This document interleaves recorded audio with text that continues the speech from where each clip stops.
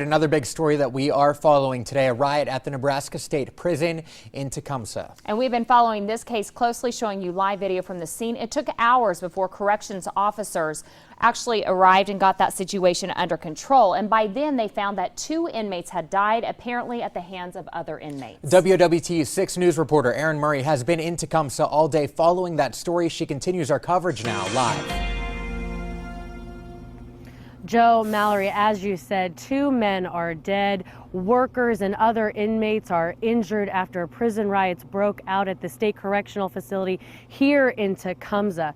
Now, one thing we've been showing you guys earlier today was black smoke kind of billowing over the top of the correctional facility earlier. Well, we now know where that smoke was coming from. It actually was coming from chairs that inmates had stacked together and set on fire this morning.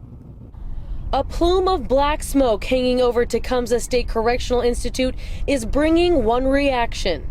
Something else. A prison riot starting Sunday just after 2:30 when more than 40 inmates gathered together and began to disobey orders.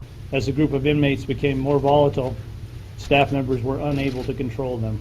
Things quickly escalated, 2 staff members immediately getting injured and then a tower guard firing and striking an inmate in the leg. People who live here are in shock. Pretty wild. I never heard anything like that happen over there. I thought they had a little more lockdown than that.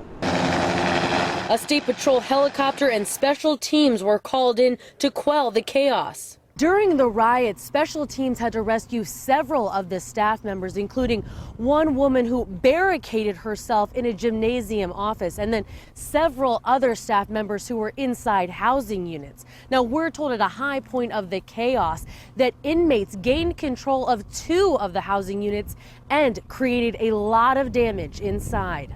Fire and smoke damage. There were windows broken out. Ceiling tiles were torn down. A wall constructed to separate 2 living units was torn down. Staff offices were damaged. Cameras were taken down and destroyed, and there was water damage in the units.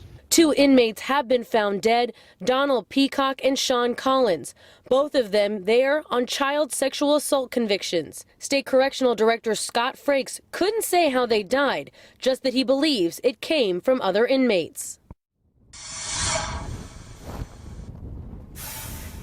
Now, the facility remains on lockdown. We have learned that it is over capacity by at least 60 inmates. We did ask Frakes this morning on the staffing of everyone there, but he would not comment on that. We do know at this point that the state fire marshal is in there trying to assess those 2 housing units to see if it's okay for inmates to stay there or if some need to be transported. Reporting here live with producer Roger Hamer, Erin Murray, WOWT 6 News.